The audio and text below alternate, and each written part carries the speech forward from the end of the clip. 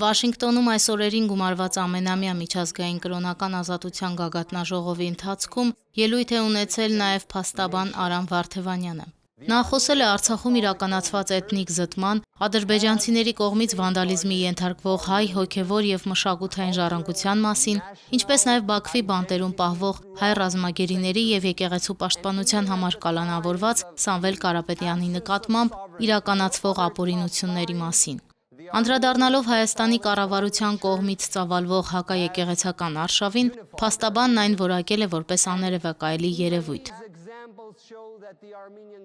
Հայաստանի կառավարությունն իր ուժը զենք է դարձրել մեր եկեղեցու դեմ, մեր ազգային բարերարը եւ հոգեվոր առաջնորդները դարձել են քաղբան տարկյալներ մեր իսկ երկրում։ 1 տարի առաջ ԱՄՆ փոխնախագահ J.D. Vance-ը մի շատ կարևոր հայտարարություն արեց. մենք պետք է ավելին անենք, քան պարզապես խոսենք ժողովրդավարական արժեքների մասին։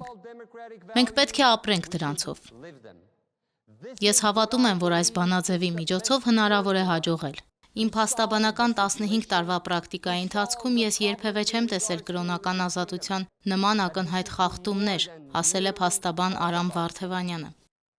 Կրոնական ազատության միջազգային գագաթնաժողովն անցկացվում է ամեն տարի, մեկ հարթակի շուրջ համախմբելով տարբեր երկրների պաշտոնյաների, դիվանագետների, հոգևոր առաջնորդների, իրավապաշտպան կազմակերպությունների եւ քաղաքասարակության ներկայացուցիչների։ Քննարկվում են աշխարհում կրոնական ազատության վիճակը, մարտահրավերներն ու դրանց հաղթահարման ուղիները։